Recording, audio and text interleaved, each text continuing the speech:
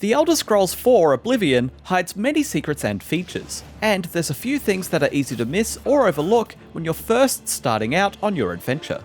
With the new release of Oblivion Remastered, we've decided to compile the 7 things it doesn't tell you. I had a feeling you'd catch on sooner or later. Increasing any of your skills will give you experience points that you can then use to level up once you go to sleep, which is a great way to become stronger as you increase your health, stamina, magicka, and other attributes. Major skills that you select during character creation will give you more experience than the minor skills, but it all contributes to your level.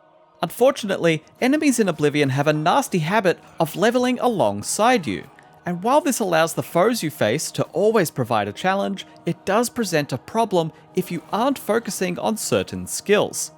Since you're able to choose the skills that you improve toward your next level, it is possible to level up by increasing non-combat skills like athletics, acrobatics, mercantile, and others that won't help you defeat enemies. It's even possible to abuse certain skills by constantly jumping or casting basic spells to game up your leveling. But you'll soon find that leveling up without increasing your combat skills will put you at a major disadvantage against enemies who are also getting stronger alongside you. For this reason, be sure to vary up your skills, and don't rely on increasing any single one of them to level yourself up. Try making sure for every few non-combat major skills you improve, you're also making sure you improve direct combat skills like weapons, archery, or offensive magic. Fighting certain enemies can always hold a chance of you getting inflicted with certain types of diseases. Diseases aren't like poisons, and will lower specific attributes or skills until you can cure them with potions, spells, or by visiting certain shrines. The most notorious disease of all in this game can easily go overlooked if you aren't watching for it: porphyric hemophilia. This particular disease can only be transmitted when fighting vampires and their thralls, and if left unchecked, make Oblivion much more difficult. If porphyric hemophilia is not cured by normal means within 3 days, you will gain vampirism. At first this doesn't seem so bad, as you'll gain full resistance to any other diseases and paralysis, and you will start to gain a few extra bonuses.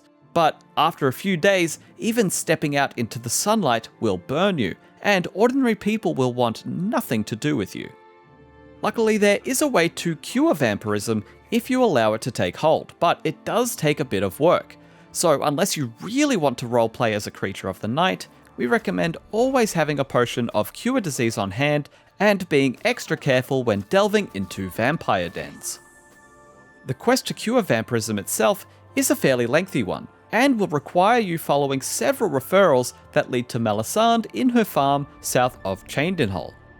Alternatively, you could find Deepscorn Hollow, which was added to the original game as DLC, at the southernmost edge of the map. Swim to the south of the island there, and while looking at the submerged tower, dive below the water and find the hideout entrance inside the hollow tree trunk. From here, enter the Deepscorn Cloister. Take a left and you will see the Font of Renewal.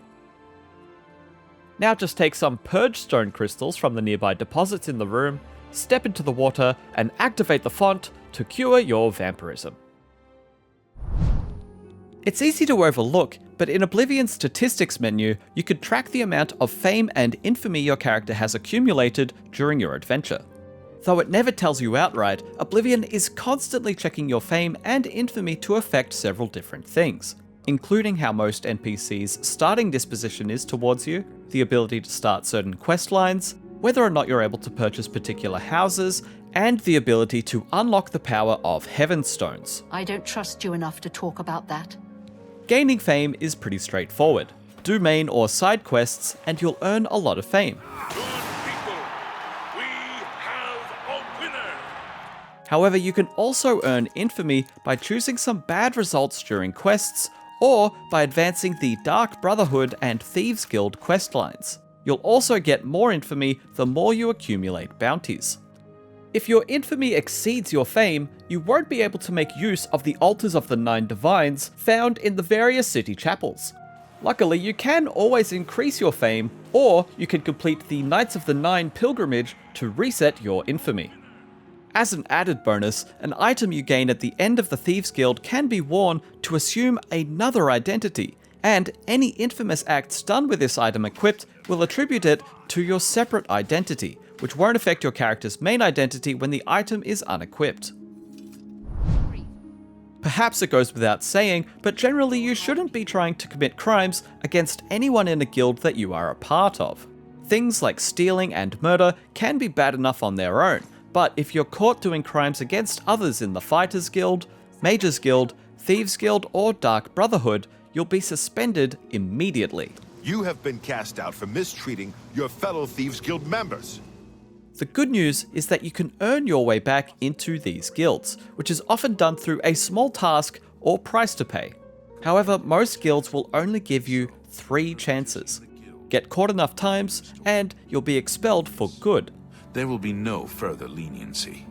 Any more violations and you will be permanently expelled from the guild. With your inventory being limited before you start to get over-encumbered, finding a place to stash all of your treasures is no easy task. While you can deposit items into any container, most containers, like barrels and chests, will replenish items over time and overwrite whatever you have deposited inside them. Instead, what you'll want to do is find containers that are classified as being able to permanently store items inside, and aren't in danger of being reset. The easiest way to find these is by simply buying a house in most of the main cities of Cyrodiil and purchasing a storage upgrade for it if necessary. All I have available right now is a hovel on the waterfront. Even the shack along the Imperial City waterfront has storage that you can use. Until you get enough money to buy your own house, however, try storing your items in one of these locations. Joffrey's chest in Waynham Priory is classified as a safe container, and after talking to him during the early main quest where he offers to make use of the chest, you can store anything you want inside. Complete the Zero Visibility side quest north of the Imperial City to gain a permanent free room at the Ayleswell Inn. Talk to Dirham in the inn. I'm tired of this minstrel's freak show our town has turned into. The chest of drawers in this room will now be owned by you, allowing you to store items here. Complete the Knights of the White Stallion quest in Leowyn to gain access to the White Stallion Lodge, where you will find that all containers can be used to store items. However, it's worth noting in here that your roommate, Mazoga the Orc, tends to get hungry and will grab food items from these chests and crates. Get it together, Mazoga. Whether you profess yourself to be a sneaky thief or not, anything owned by another citizen in Oblivion can be stolen if you grab an item marked in red. Once taken, the item will continue to have a red hand icon on it, and you'll soon find that every merchant across Cyrodiil can see that icon too, and will refuse to buy it from you. This can be annoying to deal with, whether you regularly steal items or not, but there are a few workarounds to disposing of stolen items. Simply by joining the Thieves Guild, you'll automatically unlock Ongar the World-Weary as a fence in the city of Bruma who will buy any stolen item from you. He only has 600 gold to work with at any given time, and by progressing your ranks through the Thieves Guild, you'll get access to more fences. If the stolen item is an unenchanted weapon or piece of armor, you can actually enchant that piece of gear to remove its stolen status. However, this only works once. And an easy way to get rid of stolen ingredients and food is to simply craft them into potions. Even if merchants can somehow know that you stole that carrot, they can't deduce that your potion of Restore Fatigue was made from stolen carrots. When trying to stock up on loot, the best rule of thumb is go for items worth more than their weight. A giant warhammer worth 20 gold is far less valuable than a small gem worth 5, because you can carry a lot more of them. This holds especially true when you factor in merchant prices, and even more true when it comes to pickpocketing.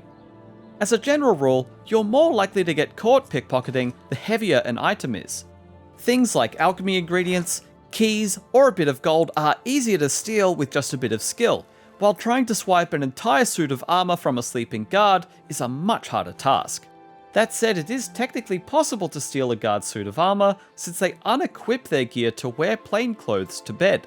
You'll just need to be extremely cautious and use every sneak bonus that you can get your hands on to pull it off. And those are 7 important things that Oblivion doesn't tell you. Hit up our ever-expanding wiki if you need help with Daedra, bandits, wildlife, or Nirn routes. And for everything else Elder Scrolls, you're already in the right place. IGN.